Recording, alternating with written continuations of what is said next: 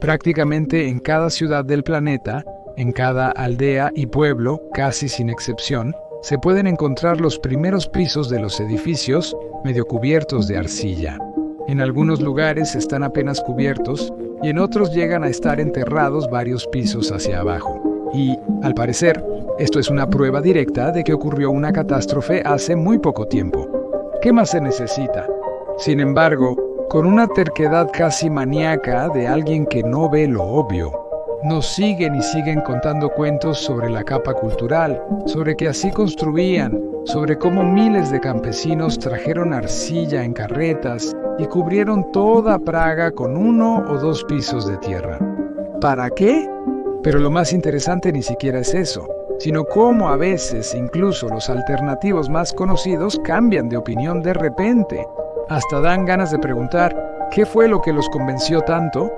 Compartan ese secreto con nosotros también. Y muchas veces, para demostrarlo, nos muestran edificios nuevos con exactamente las mismas ventanas enterradas en el suelo. Sí, es un argumento. Bueno, vamos a averiguar quién construyó así y para qué. Y de paso, repasaremos una vez más los eventos misteriosos que ocurrieron en la historia de nuestro país y del planeta. Hola a todos, están en el canal Época de la Desconfianza con Mikhail Kalmykov.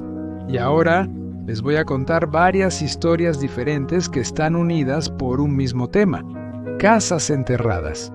Las casas enterradas se construían así. Es posible que algunas cosas les parezcan extrañamente familiares, y eso no es sorprendente. Muchos han hablado sobre este tema, pero aún así intentaré aportar algo nuevo. Entonces, la primera historia es sobre La Quiera. Comencemos nuestra historia con la tranquila y modesta ciudad de la costa del mar de Azov, Taganrog. En ella se esconden muchos misterios históricos, y les recomiendo que primero vean 2 de mis series sobre ella. Son 5 episodios de la serie Ciudad Misteriosa y la serie dedicada a Alejandro Magno. El asunto es que en ellas ya se han planteado varias preguntas y se han propuesto varias hipótesis a las que hoy haré referencia. Como recordarán de episodios anteriores, Taganrog fue el principal y probablemente el único competidor de San Petersburgo para obtener el estatus de capital del Imperio ruso. Sí, ¿para qué negarlo? De hecho, él estaba primero en la lista. Moscú no cuenta. Por alguna razón no satisfacía ni a Pedro, ni a Catalina, ni a los gobernantes posteriores. Pero el destino decidió otra cosa. En el verano de 1711, después de la aplastante victoria sobre los suecos en Poltava, las tropas turcas rodearon completamente a nuestro ejército, que junto con Pedro el Primero perseguía a los restos del ejército sueco en fuga, superados en número por 5 veces. Y al parecer, el destino de Rusia ya estaba decidido. Pero el visir turco, comandante del ejército, aceptó perdonarle la vida a Pedro el Primero, a cambio de un enorme rescate y la promesa de no desarrollar ni excavar Taganrog. Así se firmó la famosa Paz de Prut, y este hecho puso fin para siempre al deseo de hacer de Taganrog la capital del Imperio ruso. Y aunque oficialmente Taganrog fue condenado al olvido, en el que permanece hasta hoy, otros emperadores y emperatrices no olvidaron su importancia. Y no solo nuestros gobernantes, sino también los extranjeros recordaban y siguen recordando todo lo necesario. La información no desapareció, todavía se transmite entre los clanes gobernantes del mundo. La emperatriz Ana, por ejemplo, justo después de Pedro el Primero intentó recuperar Taganrog. Tuvimos hasta 5 campañas militares seguidas. Luego, bajo el patrocinio de Catalina, en Taganrog y sus alrededores, asentaron a griegos traídos especialmente. Y aunque algunos piensen lo contrario, esos griegos no eran tan simples como parecían. A todos ellos los unía un tal Dmitri Alefereus, quien luego se convirtió aquí en Alferaki. El padre de Dmitri era el gobernante de la ciudad de Mistro en Grecia. Sin embargo, casi todo el clan Alferaki dejó Grecia y se mudó a Taganrog en pleno. En realidad, Este apellido significa simplemente hombre libre, algunas personas libres. Su verdadero origen está cubierto de misterio. Pero en uno de los videos anteriores expresé una suposición sobre quiénes son y para qué vinieron realmente a Taganrog. En mi opinión, tienen una relación directa con la dinastía de los Ptolomeos, cuyo primer miembro fue uno de los amigos y guardaespaldas de Alejandro Magno. ¿Pero qué necesitaba él en Taganrog? Y no solo vino él, sino que trajo consigo prácticamente a toda su familia, a todo el clan. Incluso se organizó una expedición militar especial bajo el mando del conde Orlov al interior de Grecia para sacarlos a todos de ahí. Pero está bien. Supongamos que algunas personas libres viven en Taganrog bajo el pretexto de que se inscribieron como voluntarios en el ejército ruso. Y de repente, la emperatriz Catalina comienza a otorgarles inesperadamente riquezas inauditas, con las que rápidamente compraron casi todos los alrededores, fundaron varias aldeas, construyeron iglesias griegas y palacios, uno de los cuales sigue siendo hasta hoy la joya de Taganrog. Este es el Palacio Alferaki. Pero bueno, supongamos que eso es así. Los emperadores y emperatrices suelen tener todo tipo de favoritos, sucede. Pero pasan un par de generaciones, la emperatriz Catalina II ya no está, y de repente una de las nietas de Alferaki se casa con Marco Kamnin Barbatsi. Y ya sabemos que esas dinastías no se casan así nada más. Entonces, ¿quién es él? Sí, parece un noble común, excepto que es descendiente directo de los emperadores bizantinos, o sea, si exageramos, de los emperadores romanos comnenos, y además están directamente relacionados con la historia de Jesús. Según una de las versiones propuestas por Fomenko y Nosovsky, el propio Jesús era de una noble familia imperial, de la dinastía de los emperadores comnenos, y por alguna razón, sus descendientes llegan a Rusia. De repente, en ese mismo momento, junto con los Alferaki, sorprendente, a Taganrog, bajo un pretexto inventado, llegan los descendientes de dos clanes gobernantes de grandes imperios. Un clan es de los Ptolomeos, los que gobernaron Egipto después de la muerte de Alejandro Magno. El otro clan, un poco más joven, es de los emperadores bizantinos.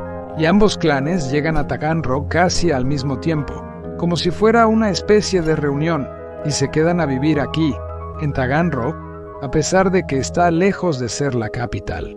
Sin duda alguna, estas son las dinastías gobernantes más grandes del planeta, en comparación con las cuales el poder de los papas romanos, por ejemplo, no es más que una secta de moda.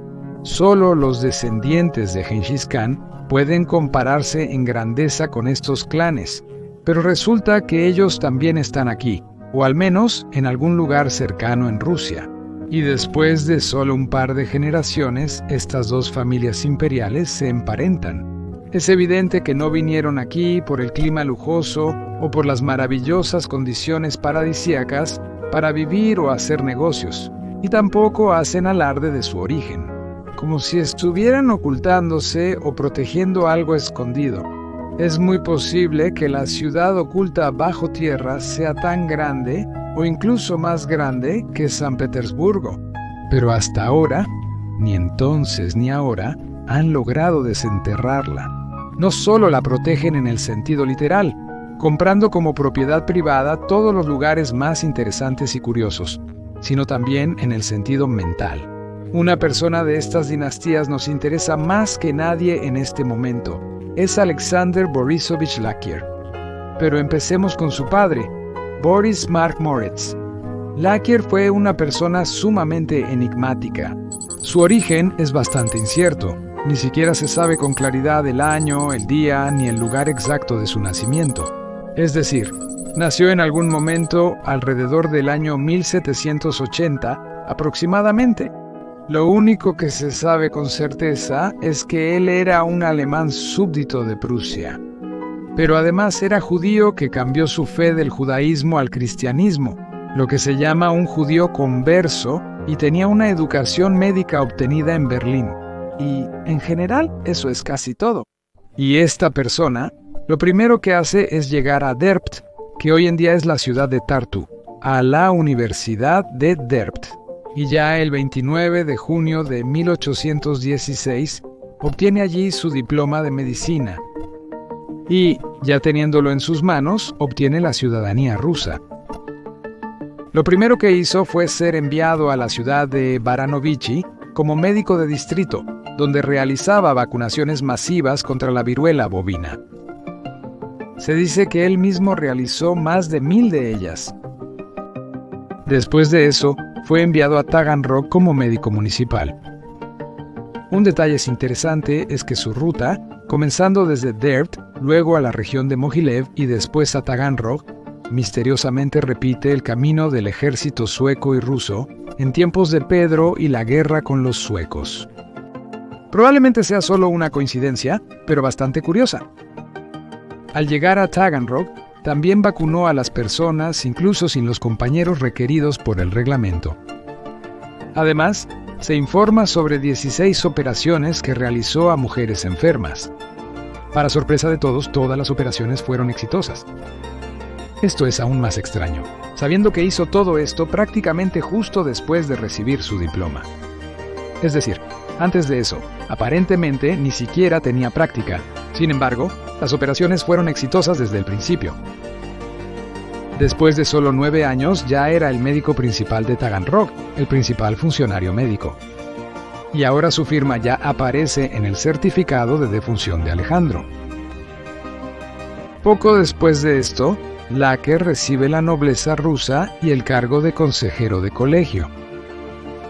En 1831, de repente abandona su brillante carrera médica y se muda con su familia a Moscú, donde empieza a dedicarse a la usura, es decir, se convierte en banquero. Él presta dinero con intereses. Entre sus deudores había muchas familias nobles, por ejemplo, los Tyutchev. Al mismo tiempo, compra toda la tierra posible en Taganrog y sus alrededores a los griegos empobrecidos que llegaron junto con el clan Alferaki. Como resultado, se convirtió en uno de los terratenientes más ricos de Taganrog, al igual que Dmitri Alferaki. Al final de su vida, redactó un testamento en el que distribuía los pagarés de sus deudores, el dinero en efectivo y las propiedades entre sus hijos. En total, su fortuna, según el testamento, ascendía a más de 60.000 rublos en efectivo y pagarés sin contar los bienes inmuebles. Es muy difícil decir si eso es mucho o poco. Por ejemplo, se puede comparar con la reforma monetaria de 1897, que ocurrió 47 años después de su muerte. O se puede tomar el patrón oro de Catalina. De cualquier manera, esos más de 60.000 rublos eran el equivalente de 50 a 80 kilogramos de oro puro de 999 milésimas de pureza. Es decir, en nuestros rublos modernos, esos serían de 250 a 450 millones de rublos.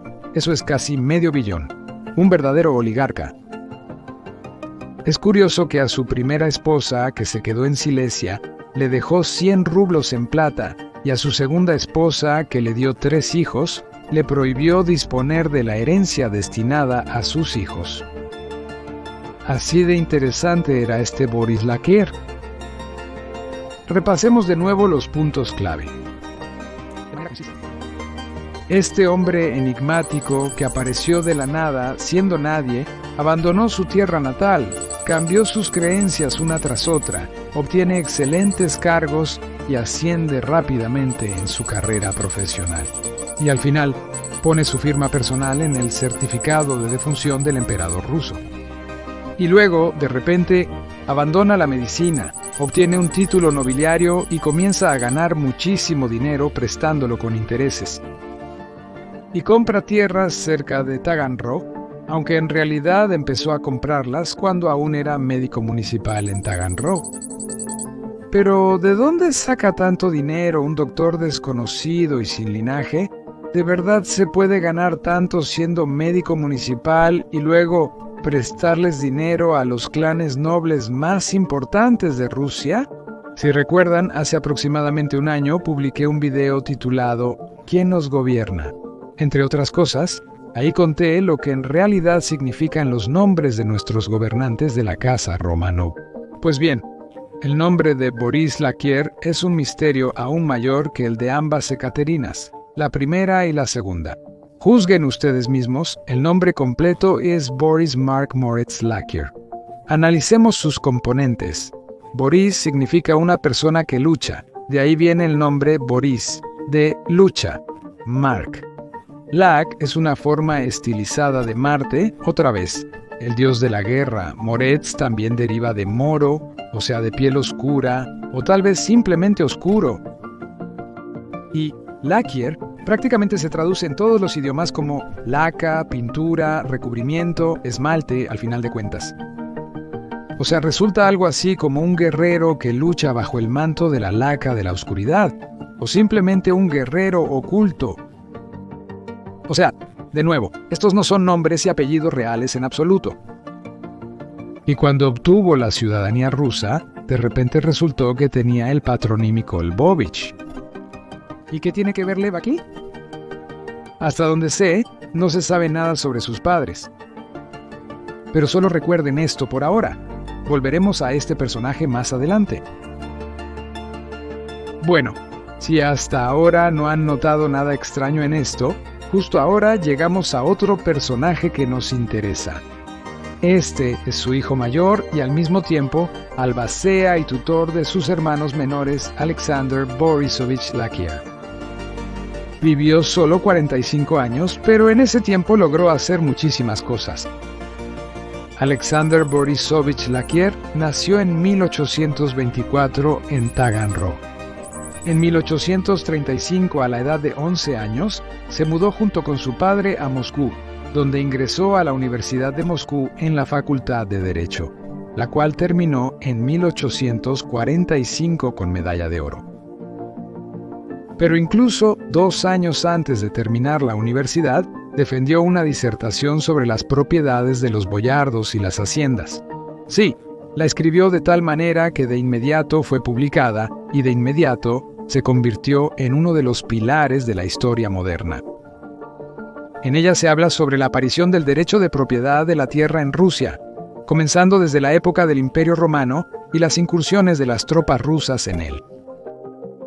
En el propio texto, él utiliza activamente extractos de las crónicas, es decir, al menos tenía acceso a ellas, podía leerlas, estudiarlas y analizarlas. Bueno, ¿por qué no? Hay genios que pasan todo su tiempo libre en las bibliotecas con un libro, una libreta y una pluma.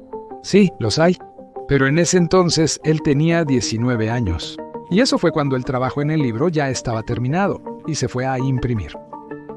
Y, juzgando por su contenido y la cantidad de información procesada, debió haberla empezado al menos 3 años antes de eso, releer una enorme cantidad de materiales de archivo y crónicas antiguas, hacer un análisis detallado de ellos.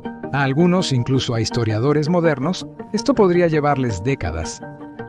Y este hombre genial tenía entonces solo 16 años.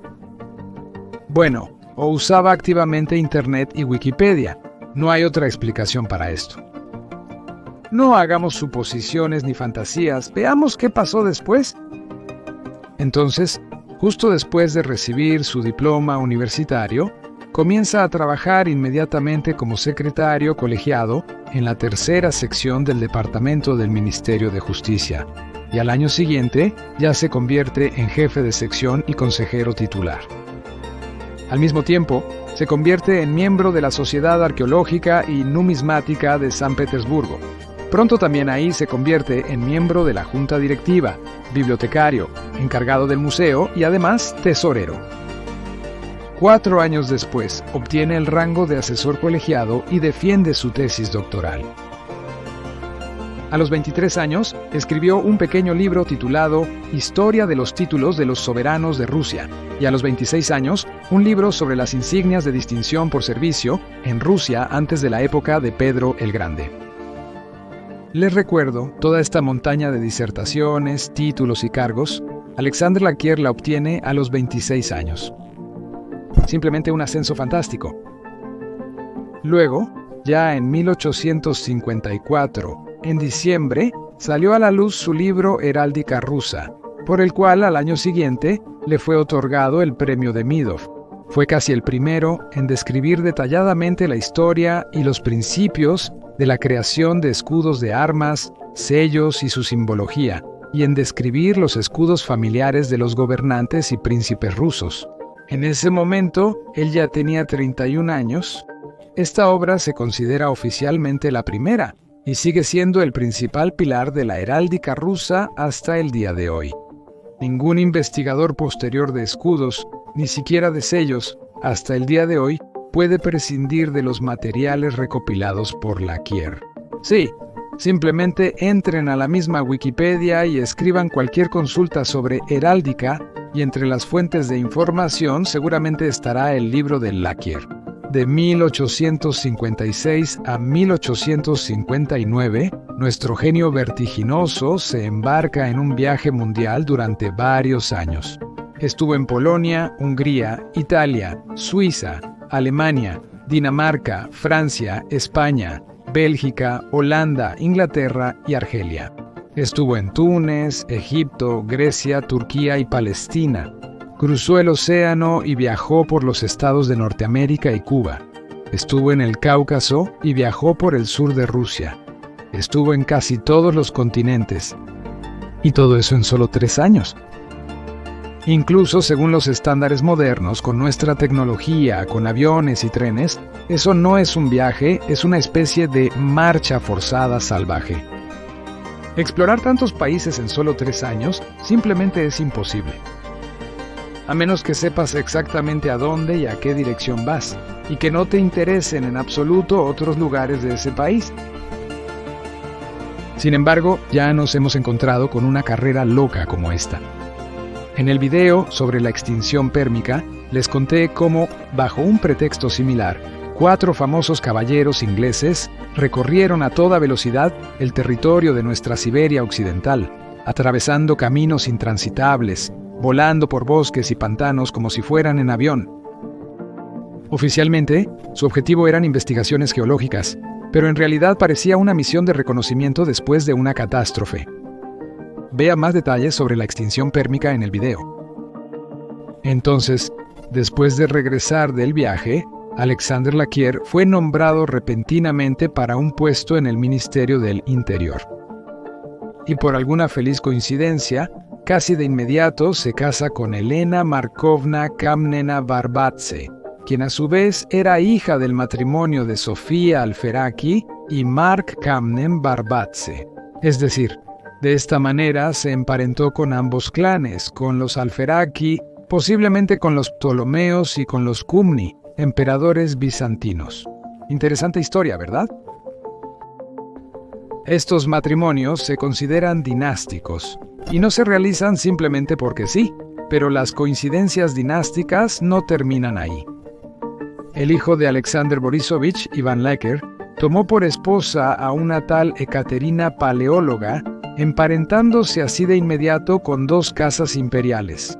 Estos son los últimos emperadores bizantinos, los paleólogos. Y también, en cierto modo, incluso con Iván el Terrible, quien también se casó con una joven de esta familia, Sofía Paleóloga.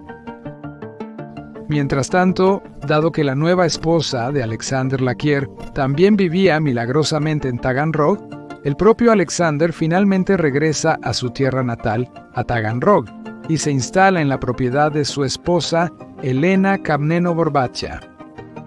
Actualmente este lugar es el pueblo de Zolotayakosa. Aquí también se funda la llamada economía dorada, Laquier, es decir, un asentamiento completamente autónomo con sus propios jardines, su propia producción, que se provee de todo lo necesario por sí mismo. Incluso tenía una pequeña fábrica de ladrillos que producía ladrillos. ¿Y para qué? Y aquí es donde finalmente llegamos al famoso castillo de Laquier. Miren, este castillo es una de las atracciones más conocidas de los alrededores de Taganrog. Se cree que fue construido por el propio Alexander Borisovich Laquier, pero no es así. Alexander Borisovich, al llegar a Taganrog, aunque fue miembro de la comisión de construcción de la ciudad e incluso fundó una sociedad benéfica en Taganrog, en realidad no participó activamente en la vida pública ni en ninguna otra actividad. Se sabe muy poco sobre lo que hacía y a qué se dedicaba realmente en ese tiempo. Según los recuerdos de los campesinos, se comportaba de manera bastante extraña. A menudo se aislaba en su despacho y en verano pasaba días enteros sentado en un árbol con un libro en la mano. Le dejó todos los asuntos del hogar a su esposa, incluso renunció a su carrera. Un tal B. de Taganrog, Selenenko le escribió a Pedro Pablo Filevsky en una de sus cartas sobre Laqueur. En Taganrog nadie sabe nada de él, y eso es muy extraño, por más que he preguntado sobre él. Mientras tanto, aparentemente era una persona con mucho contenido. Así es. Además, descubrimos que la tierra donde está construido este castillo antes pertenecía al clan Kamnena-Barbatsi y solo pasó a Laqueur después del matrimonio. ¿Pero no creerán que antes de eso el clan vivía en una choza de tierra? Entonces, ¿había alguna construcción antes del castillo? O tal vez el mismo castillo. Pero hay un detalle interesante. ¿Para qué, y a quién que no sea un lacayo, le serviría una pequeña fábrica de ladrillos? No, en serio. Hay una hacienda y los fondos que dejó papá son simplemente millones. Además, la dote de Alferaki y un montón de joyas. Todas las familias no son pobres, así que no hay necesidad de ganar dinero fabricando ladrillos.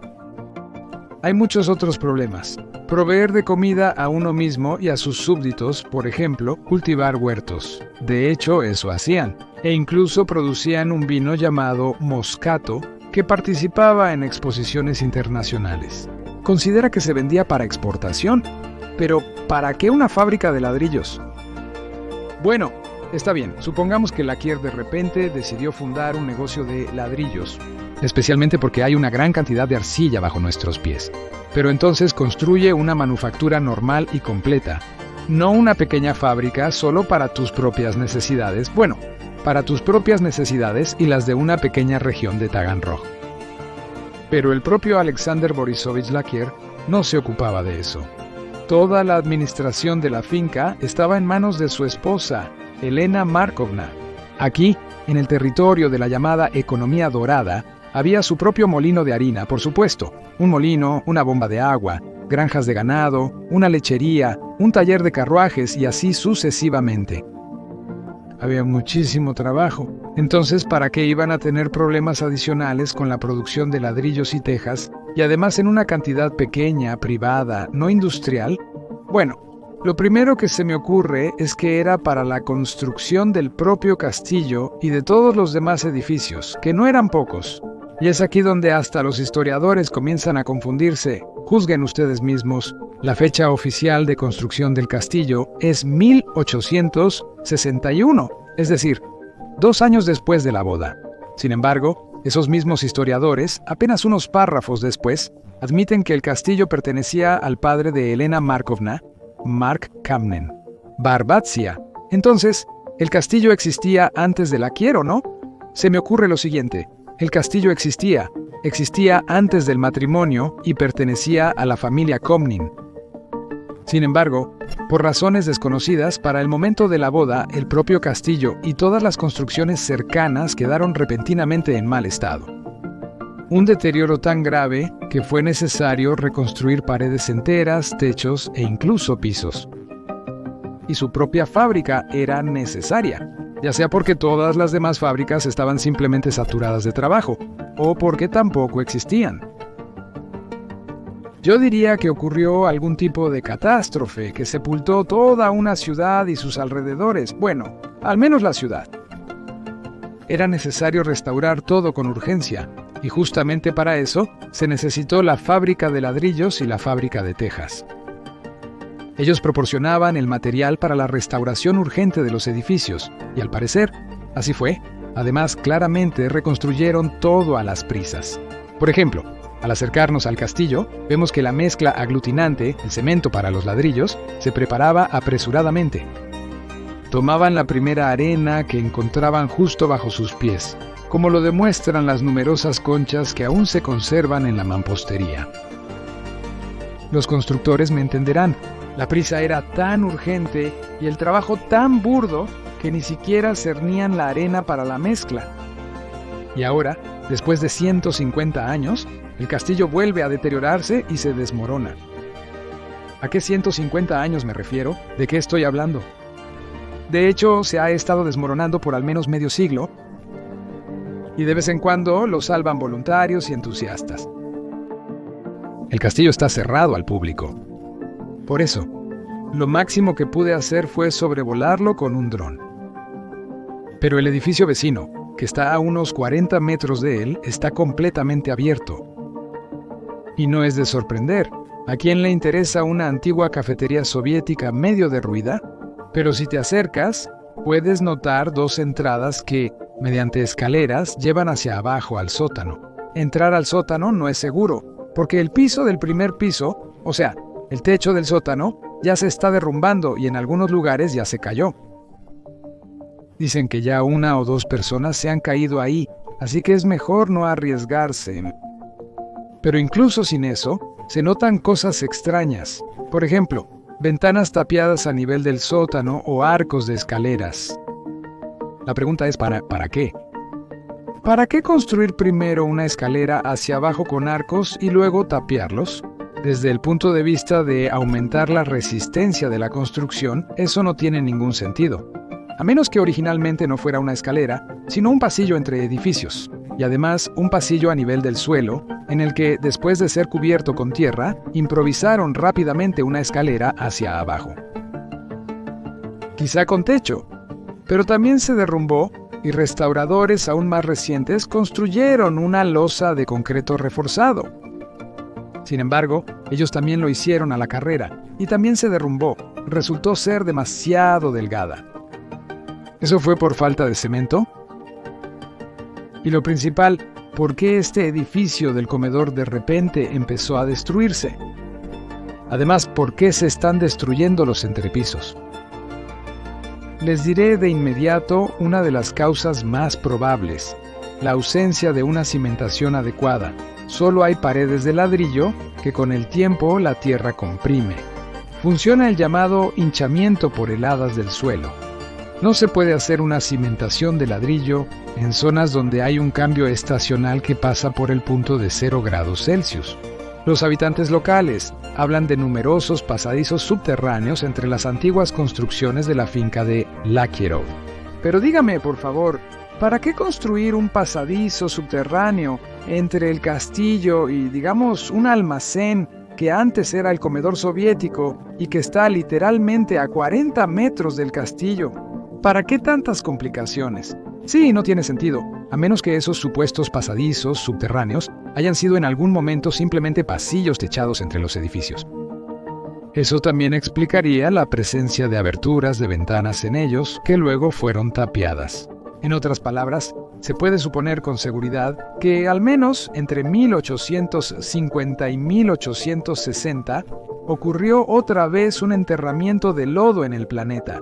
Por cierto, ¿y si el viaje frenético de Laquier no fue un viaje en absoluto, sino una huida, y su regreso casi coincide con la abolición de la servidumbre, y al regresar, comienza activamente a restaurar lo destruido y sepultado? Bueno, está bien, no vamos a multiplicar las entidades, al menos no antes de tiempo. Alexander Borisovich Laquier murió de manera completamente repentina, a la edad de 46 años y por causas desconocidas. Además, durante mucho tiempo, ni siquiera se conocía el lugar de su entierro. No se conservaron archivos ni registros, solo suposiciones. Y solo en el año 2014, por pura casualidad, la cripta familiar de los Laquier fue encontrada en un viejo cementerio, literalmente entre un montón de basura y desechos de siglos. En serio. Millonario, padre de la heráldica rusa, el hombre que sentó las bases de la clasificación de los escudos en general. Él simplemente desapareció y fue cubierto de basura, igual que otros 11 miembros de su familia, entre los cuales había 5 niños. Pero no sé, para mí esto se parece mucho a otra ola de sepultamiento con arcilla, por lo menos de Taganrog. Y ahora, volvamos al fundador de la dinastía, Boris Lakier. Recuerden que les dije que volveríamos a él. Entonces, ¿quiénes son estos Lakier? Hay muchas versiones, pero cada una de ellas se topa con contradicciones y la total ausencia de datos claros. Miren, al principio dije que el fundador de la familia, Boris Mark Moritz Lakier, era una persona desconocida que llegó de Prusia, ya con una excelente educación médica obtenida en Berlín. Esta es información de conocimiento general que está en Wikipedia. Pero los descendientes restantes de Lakier, que ahora viven en Argentina, tienen otra versión. Ellos creen que el padre de Boris Lakier fue León Morisovich Lakier, quien emigró a Rusia desde Francia después de la Revolución y sirvió como oficial de caballería en Rusia. Es decir, Boris Lakier, su hijo, desde su nacimiento fue súbdito ruso y noble. Pero entonces, ¿qué tiene que ver aquí la ciudadanía prusiana? Entonces, ¿por qué a principios del siglo XX la familia Lakier pidió permiso para tomar el escudo de armas de la piedra en Barbatsy? Después de todo, los Lakier debían tener su propio escudo. También está en Wikipedia. Otra cosa que no se entiende es que, en los documentos heráldicos, Boris Lakier supuestamente indicó como su lugar de nacimiento la ciudad de Breslavl, que en ese entonces era territorio austriaco. ¿Cómo fue que su padre, un oficial francés según la versión de los descendientes en Argentina, terminó en una ciudad austriaca, donde dejó a su hijo y él mismo se fue a servir en la caballería del ejército ruso? Y el hijo, entonces, creció en Austria, obtuvo la ciudadanía de Prusia, a la que luego renunció en favor de la ciudadanía rusa. Es un verdadero enredo. Pero eso no es todo. Si buscas en un recurso genealógico, ahí puedes encontrar información completamente diferente.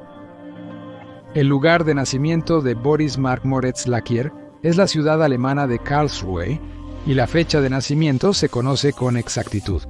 Es el 4 de marzo de 1787. Es decir, según estos datos, él es 7 años más joven de lo que se suele creer. Bueno, parece que todo encajó en su lugar, pero no es así. El problema es que este nombre claramente está siendo manipulado por alguien, ya sea por los descendientes argentinos, por representantes de la ciencia oficial, por el sitio web, o tal vez por todos al mismo tiempo. Por ejemplo, en el sitio web todo es muy turbio, ya que la información fue agregada por el administrador de miles de otros proyectos similares, un tal Piotr Anatolievich Trifilov. Y parece que hay un enlace a la fuente. La información que él agregó proviene de la base de datos de Erich Umberger, un empleado del Instituto Leibniz de Estudios de Europa del Este y Sudeste, ubicado en Ratisbona, Alemania. Pero incluso así hay una inconsistencia. Resulta que el primer hijo de Boris Mark Moritz Lakier, Sigismund, nació cuando su padre tenía solo 12 años. También genera desconfianza el propio Piotr Anatolievich Trifilov, quien agregó esta información en el mismo sitio web. Hay muchas quejas contra él porque no permite que los verdaderos descendientes agreguen la información necesaria. Bueno, eso es así. En otras palabras, la familia Lakier es otra figura muy oscura en la historia de Rusia. Sin embargo, es completamente obvio que en algunos lugares sí hay información sobre él, porque no en vano familias imperiales tan famosas se emparentaron con él. De nuevo, ¿de dónde sacaron los Lakier tanta riqueza fabulosa? La práctica médica por sí sola no bastaría para eso. ¿De dónde sacaron los Lakier conocimientos tan profundos en heráldica? Yo, por ejemplo, no creo que a los 16 o 17 años una persona pueda escribir un análisis tan poderoso de documentos históricos y crónicas, sí, de tal manera que hasta ahora represente toda la heráldica de Rusia. Más bien, esa información se la dieron ya hecha al niño. Es posible que desde el principio supieran mucho más de lo que salió a la superficie de la historia. Pero nos desviamos del tema. La esencia de todo lo que les acabo de contar se reduce a 2 puntos principales. El primero es que, por razones completamente incomprensibles, los descendientes de las dinastías gobernantes más grandes del mundo llegaban a Taganrog y se quedaban a vivir aquí. Ya he hablado de esto en muchas películas anteriores, así que eso es todo sobre este tema en este video. Y el segundo punto clave es que Taganrog, como muchas otras ciudades de Rusia y de todo el planeta, fue cubierto de arcilla. Además, este enterramiento fue cíclico y ocurrió hace muy poco tiempo. Uno de los episodios de enterramiento ocurrió a mediados del siglo XVIII. Hablo con más detalle sobre esto en los videos de la serie Ciudad Misteriosa. Pero también hubo periodos posteriores, por ejemplo, de 1850 a 1860. Ese fue el momento en que el heredero de Laquier, a quien estaba destinado devolver la historia de las familias y la heráldica, de hecho huyó en un viaje alrededor del mundo. Y luego, al regresar, volvió a restaurar las construcciones dañadas. Pero hubo una tercera ola, la que destruyó a él mismo, a sus herederos e incluso su cripta familiar. O tal vez simplemente regresó antes de que esa ola terminara. Estas son suposiciones bastante serias de mi parte, así que intentemos encontrar otras confirmaciones o refutaciones de esta hipótesis. Para esto, basta con visitar Sant Taganrog, especialmente su parte central y antigua. Absolutamente todas las casas aquí están cubiertas, y como este pueblo es turístico, me ha tocado vivir en diferentes lugares. Y les diré que es una sensación muy extraña cuando vives, aparentemente, en un primer piso completo, con ventanas normales. Pero cuando miras por ellas, ves los pies de los transeúntes que pasan más o menos a la altura de tu pecho. Y esto definitivamente no es un sótano, porque en cada casa particular también hay un sótano normal, uno que está aún más abajo. Historia 2.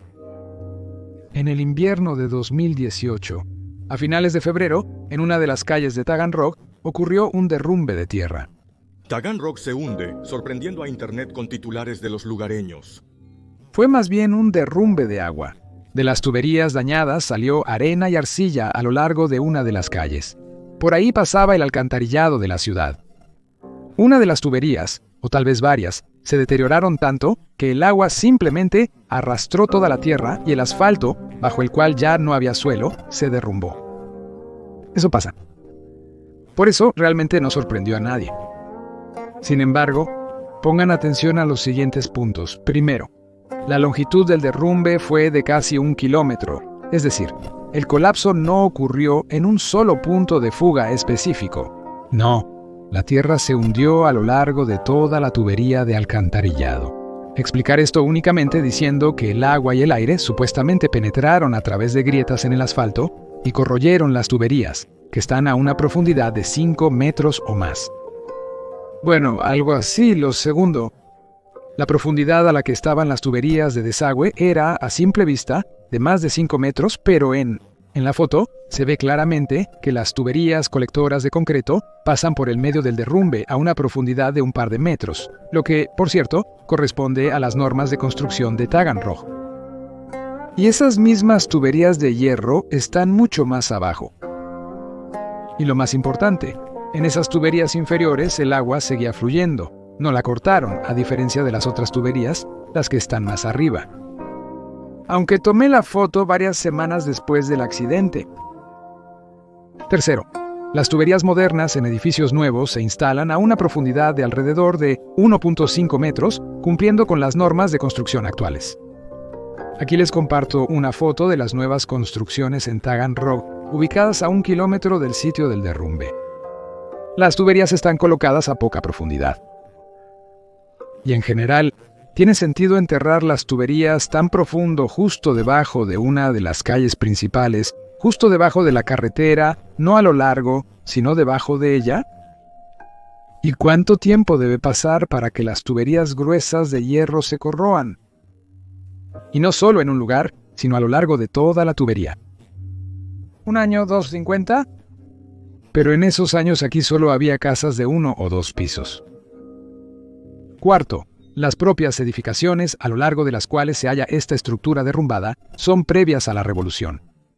La altura máxima de las casas ahí es de 5 pisos, y solo hay 3 casas así. Y en su mayoría son casas de un solo piso, las llamadas Yakti, esas mismas en las que los primeros pisos están medio enterrados y tienen sótanos profundos sin explorar. Y esta avenida va directamente desde el antiguo centro de la ciudad, es decir, a lo largo de 5 kilómetros hasta ella, hasta el puerto mismo, solo hay casas de 2 pisos, exclusivamente. Y como, al excavar esta avenida, era necesario llevar el alcantarillado a cada una de las casas de un piso, tenían que excavar ellos mismos hasta 5 metros de profundidad, cavar túneles, ¿o qué?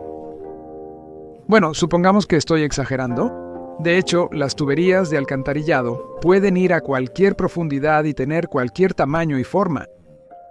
Entonces, ¿por qué estoy forzando las cosas y llevando a Soba a pensar que aquí hay algo raro? ¿Para qué hago eso? Existe un plan general, un esquema de abastecimiento de agua y alcantarillado para cualquier ciudad, incluyendo la ciudad de Taganrog. Si buscas bien, la puedes encontrar. De hecho, aquí está. No está en la mejor calidad, pero se puede ver todo lo necesario. Aquí en el esquema está esta sección, la que se derrumbó. Está marcada en rojo. Eso significa que la tubería de alcantarillado en ese lugar es por gravedad, sin presión. Y sí, de hecho, en la foto se puede ver que esta tubería de concreto está a una profundidad de aproximadamente 2 metros. Así que todo está bien, pero más abajo, a casi 6 metros de profundidad, hay otra tubería. Justo esa fue la que se rompió, y de ella seguía saliendo agua incluso semanas después del derrumbe. Dirán que ahí está, que también aparece en el plano. Pero no es así. La segunda línea está trazada con una línea azul punteada. Esto implica que esta línea es de agua limpia y por ende debe estar situada por encima de la de alcantarillado. Y en segundo lugar, la línea punteada indica que es una línea proyectada. En la realidad, no existe. Es decir, según el plan, aquí solo hay una línea de alcantarillado. Los trabajadores de servicios públicos también pensaron lo mismo al cortar la tubería superior, sin entender el flujo. La segunda tubería les resultó un descubrimiento. No está en el plano. Eso significa que ya estaba aquí antes de que se hiciera el plano, y por lo visto, recogía las aguas residuales de las casas antiguas, de antes de la Revolución, antes de que fueran enterradas. Quinto punto. Las tuberías de alcantarillado, las que se derrumbaron, van hacia las afueras de la ciudad, hacia la zona del pueblo suburbano de Petrushino. Para ser más exactos, terminan en el pueblo de Dimitriadovka, justo antes de Petrushino. Ahora ahí hay plantas de tratamiento, pero más o menos en ese mismo lugar, en uno de los mapas antiguos que mostré en videos anteriores, está marcada la llamada tubería de Petrushina, o sea, una tubería. Y es precisamente ahí donde ahora están las plantas de tratamiento. El 21 de mayo de 2021, o sea, dentro de 3 años. Después del colapso de las tuberías de alcantarillado en Taganrog, ocurrió una catástrofe en las plantas de tratamiento del pueblo de Dimitriadovka, que está junto a Petrushino. Tragedia industrial en Taganrog. 10 empleados del sistema de agua fallecieron hoy por intoxicación con metano tras un accidente en un pozo de las instalaciones de tratamiento de aguas residuales alrededor de las 10 de la mañana. De inmediato, 12 trabajadores murieron, se ahogaron en las aguas residuales mientras intentaban salvarse unos a otros durante un colapso similar. Pregunta: ¿qué hacían 12 trabajadores allí al mismo tiempo? Esa pregunta es más para las autoridades de investigación. ¿Cree que estoy exagerando? Bueno, ya he dicho desde hace tiempo que en la zona de Taganrog, bajo una capa de arcilla, hay muchos edificios, incluidos algunos bastante modernos. De vez en cuando, la orilla que se desmorona deja al descubierto rastros de construcciones aquí y allá. Y uno de esos rastros está precisamente en esa misma zona. Petrushino, pero... Del otro lado de la cosa. Durante mucho tiempo solo les hablaba de él. Pero levantar un dron en esos lugares y grabar video es prácticamente imposible. Es una instalación militar, una fábrica de aviones, y el vuelo de drones ahí está prohibido. Si hubiera intentado levantar el dron, lo más probable es que ya no estaría hablando con ustedes. Nadie querría escuchar mis excusas, y especialmente en la situación actual. Sin embargo, de todos modos encontré una manera de grabar este lugar en detalle. Un enorme agradecimiento a Yuri y a su esposa Julia, quienes no escatimaron esfuerzos ni tiempo y vinieron con su equipo para grabar esto. La orilla erosionada dejó al descubierto los restos de una antigua construcción de ladrillo rojo, completamente sumergida en arcilla. La profundidad de inmersión es de aproximadamente 3 o 3,5 metros desde la línea del suelo. Desde el barranco sobresalen los restos de una pared bastante sólida.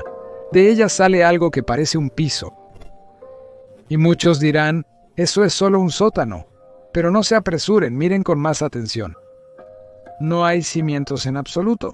Los ladrillos están colocados directamente sobre el suelo, al igual que el llamado piso, hecho de piedra triturada acomodada en una superficie bastante nivelada. Y ahora piensen, ¿cuánto espacio puede ocupar un sótano? ¿Qué longitud puede tener sin losas, techos o muros de carga? Difícilmente más de 20 metros, e incluso 20 metros ya es una distancia crítica desde el punto de vista de la resistencia de materiales. Una losa de concreto armado normal suele tener 6 metros de largo, muy rara vez 10 u 11, y si es más, entonces ya es un monolito especialmente diseñado con un refuerzo potente, cuidadosamente planeado desde el punto de vista de la ingeniería. Pero no en nuestro caso. En nuestro caso, el llamado piso del sótano, si es que se puede llamar sótano, se extiende por decenas de metros sin muros de carga transversales. Contamos por encima más de 150 metros y eso significa una de dos cosas. O aquí había un edificio gigantesco, que era una obra maestra de la ingeniería y además prácticamente sin cimientos, o simplemente era una calle común y corriente, de las que todavía hay muchísimas, cubierta con piedra tallada y asfaltada, sin ninguna preparación seria, que ahora por alguna razón se encuentra a una profundidad de 3 o 4 metros y en algunos lugares sube hasta medio metro. Creo que de esta manera he demostrado que al menos Taganrog fue cubierto por tierra y además hace relativamente poco tiempo. Pero ¿cómo fue posible ocultar un hecho así? Bueno, para eso probablemente tendremos que salir de los alrededores de Taganrog y ver qué está pasando en otras ciudades. Bueno, por ejemplo, en Moscú. Historia 3. Moscú. ¿Quién de los alternativos no la ha mencionado? Por ejemplo, sobre los pisos subterráneos del Teatro Bolshoi, si no me equivoco, fue el presidente del Sindicato Nacional de Trabajadores, pero sobre los pisos enterrados del Instituto Politécnico no habló. Solo los flojos no lo han hecho. O sea, literalmente todos. En principio, aquí podríamos terminar, pero vamos a ir a donde nadie ha ido antes. Más allá del Anillo de los Jardines, un poco más lejos, hacia la colina Poklonnaya, donde se alza el famoso Arco del Triunfo de Moscú, erigido en honor a la gran victoria sobre las tropas napoleónicas. Por cierto, un detalle interesante para quienes no creen que la historia se reescribe. Originalmente, el arco fue construido en 1834 y no estaba aquí, sino en la plaza de la Barrera de Tverskaya. Por alguna razón, fue desmontado en 1936, es decir, 5 años antes de la Gran Guerra Patria, y almacenado en piezas. Y solo en 1968 fue colocada en su ubicación actual, es decir, ya bajo Brezhnev. Y, aunque nuestra película no trata de eso en absoluto, vale la pena señalar que la ubicación actual del Arco del Triunfo en la carretera de Minsk, es decir, en la supuesta ruta de Napoleón hacia Moscú. Pero la ubicación original estaba en la Barrera de Tverskaya, que ahora es la carretera de Leningrado. Así que el enemigo o vencedor venía de San Petersburgo. Bueno, así son las cosas. Al final elegí el Arco del Triunfo no para hablar de él, sino para mostrar lo que hay detrás de él. Allí, donde los alternativos de fuera ni siquiera entran. Quizá porque no lo saben. Bueno, nosotros no vamos a ser tímidos y vamos a ir literalmente a 500 metros del arco, a los patios. Durante nuestro recorrido, tendremos que pasar junto a los edificios stalinistas que están en la avenida Kutuzovsky, cerca de la colina Poklonnaya. En particular, este edificio que está en la avenida Kutuzovsky, número 43. Según la información oficial, fue construido e inaugurado en 1939. Sin embargo, tanto en él como en los edificios circundantes, hay claras huellas de una construcción antediluviana. En cualquier caso, al menos un piso enterrado, está presente a lo largo de toda la extensión del edificio. ¿De verdad construían así? ¿Pero cuál es el sentido de eso? ¿Para qué hacer un piso medio enterrado con ventanas que quedan a 1 metro bajo tierra? ¿Para que las siguientes generaciones pasen el resto de su vida lidiando con las incomodidades? Así se construía. Pero sigamos adelante, vamos hacia el interior de los patios y llegamos hasta la calle paralela. La casa en la calle Poklonaya, número 10, por fuera parece bastante moderno, y la documentación técnica indica que fue construido después de la guerra en 1967. Y en ese mismo año fue puesto en funcionamiento, al igual que la casa número 6, pero el edificio de 5 pisos entre ellos, la casa número 8 fue construida 5 años antes, en 1962. A simple vista, son casas completamente diferentes, pero hay algo que las une. El piso subterráneo, o mejor dicho, parcialmente subterráneo. De un lado de la casa están las entradas y los primeros pisos, y del otro lado, la pendiente pronunciada del terreno deja al descubierto el piso subterráneo. ¿De verdad que con una construcción tan grande no pudieron nivelar el terreno y empezaron a construir directamente en la ladera de la colina? No, en serio, si te alejas 20 metros hacia un lado, ahí hay un terreno completamente plano donde podrías construir o podrías excavar la pendiente y nivelarla, pero no, decidieron construir así. ¿Por qué? Además, si miras bien estos edificios, de inmediato notarás que el primer piso es el que está medio enterrado, medio excavado. Los 3 edificios tienen exactamente lo mismo, tanto el de 5 pisos como los de 9 pisos. Y además, está hecho de ladrillo y es diferente de la arquitectura general de cada uno de los edificios. La verdad es que ahora los están cubriendo urgentemente con azulejos. Pues sí, es bonito, y al mismo tiempo oculta ese primer piso y su estructura de miradas ajenas. ¿Y qué nos dice esto? Bueno, parece que realmente así es como construyeron. Aquí están, obviamente, edificios construidos hace poco, de los años 39, 62 y 67. Jaque mate para los conspiranoicos, pero no se apresuren, no todo es tan simple. Y de eso les voy a hablar en la 4ª historia. Historia número 4. Entonces, hace mucho tiempo vivía en una de las ciudades cercanas a Moscú. Casi toda mi infancia la pasé en un edificio clásico de 5 pisos tipo Yrushkovka. Me mudé ahí apenas un año después de haber nacido. Para que eso sucediera, mi papá se inscribió en una brigada de construcción del trabajo, donde junto con su papá, o sea, mi abuelo, construyeron ese edificio.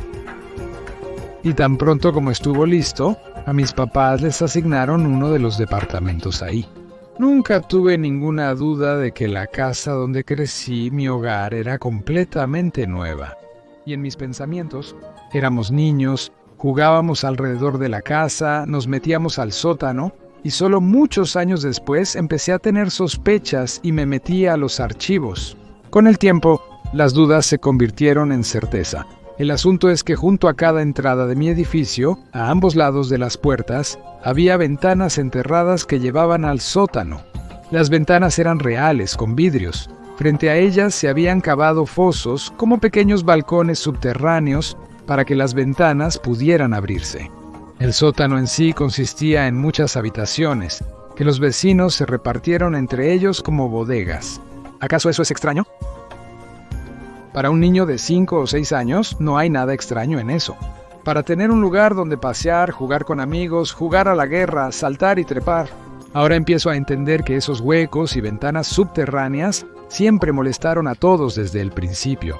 Desde el momento en que se construyó la casa, los vecinos intentaron lidiar con las incomodidades. Al principio, rodearon esos huecos con varias filas de ladrillos, luego incluso los cubrieron con losas, pero después de un par de años, las losas se deterioraban y se caían. Entonces, en su lugar, construían unas nuevas y otras nuevas y más nuevas. Intentaron sellarlas por completo, pero sin éxito. De todas formas, se destruían. En el sótano, desde el principio de la construcción de la casa, había agua.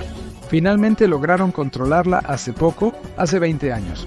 Y eso a pesar de que la casa misma fue diseñada perfectamente, con una reserva de solidez para décadas. Pero desde el principio de la construcción, alguien cometió un error fatal al hacer las ventanas del sótano. ¿El error ya estaba presente en el plano y proyecto inicial? ¿Para qué? Pero mi casa no fue la única construida según ese proyecto tipo. Todo un barrio fue edificado con edificios de 5 pisos idénticos. Eso pensé toda mi vida. Pero resultó que no era así. ¿Sí? Por fuera todos se ven iguales, hechos del mismo ladrillo silicato. Las familias de los constructores aún habitan en ellos. Pero al mirar más de cerca, resultó que esas entradas con ventanas de sótano solo existen en 2 casas, la mía y la de enfrente. Pero las demás casas del mismo diseño, aunque tienen orificios de ventilación que llevan al sótano, no tienen ventanas completas con entradas como esas. Luego se pone más interesante. Al mirar en los sótanos de las casas que no tienen esas entradas, descubrí con sorpresa 2 cosas. Primero, no había cuartos en el sótano. Solo había un solo sótano continuo sin una sola pared de ladrillo a lo largo de toda la casa. Y lo más importante, tenían una cimentación de concreto corrida completa. Lo cual no se puede decir de mi casa. En ella, la cimentación, por alguna razón, es de ladrillo.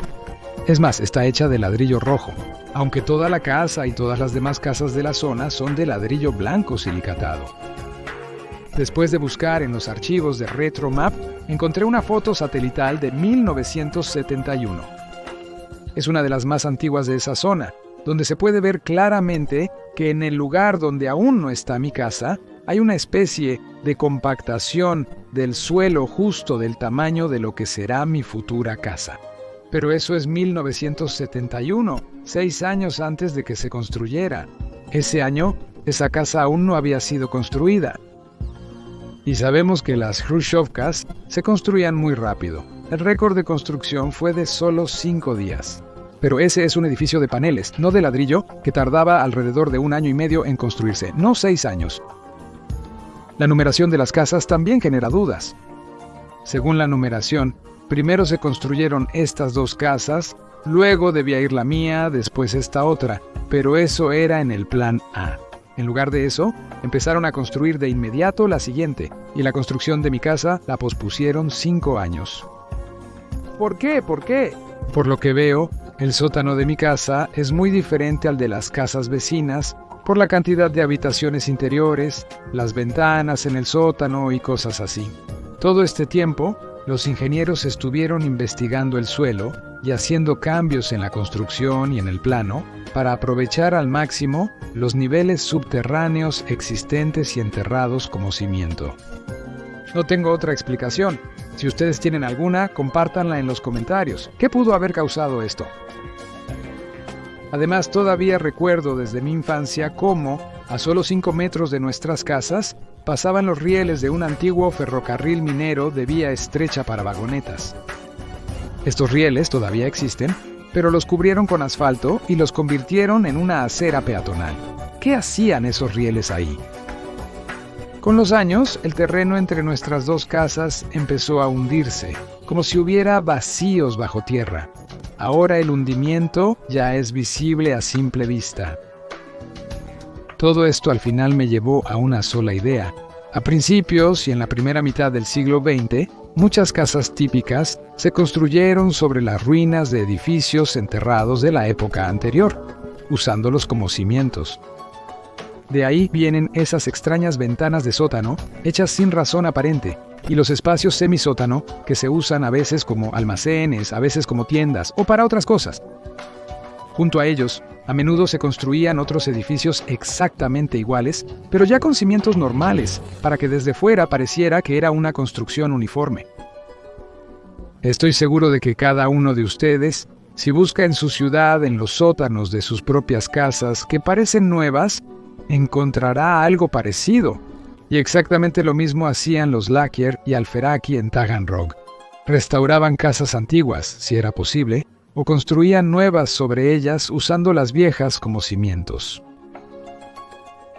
Así que ahora estoy completamente seguro de dos cosas. Primero, sí, realmente construían de esa manera. Segundo, lo hacían así porque no podían hacerlo de otra forma. Era necesario encontrar una manera de utilizar los sótanos que quedaban, también pensando en el futuro. Dejaban ventanas y huecos similares para poder entrar libremente al interior, sin pasar por las entradas principales ni los sótanos. Por ejemplo, si en el sótano debía ubicarse una tienda, digamos, o alguna oficina. Bueno, por ahora eso es todo. Continuará.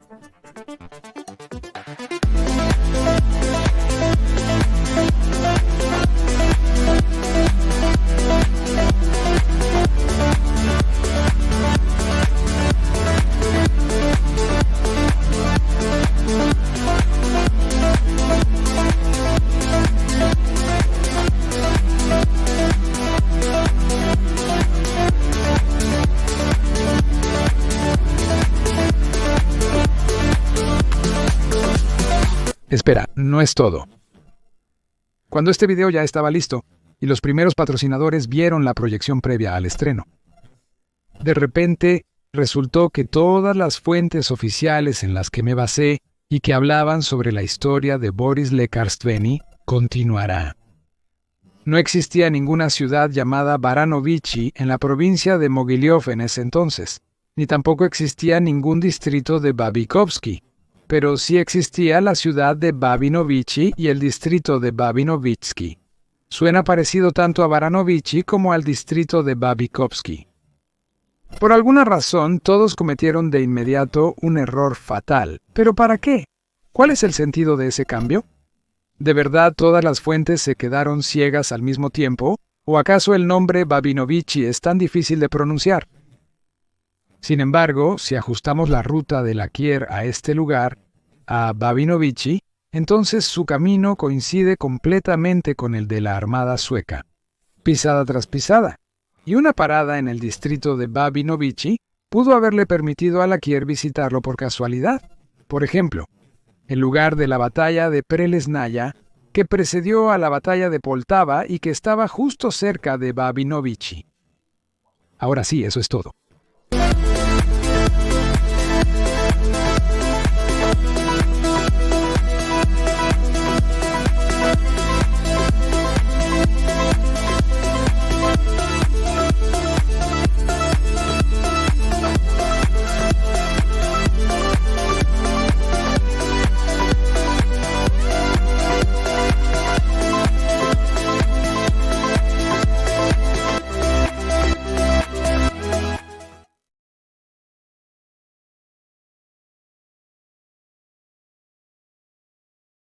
Subtítulos creados por mí.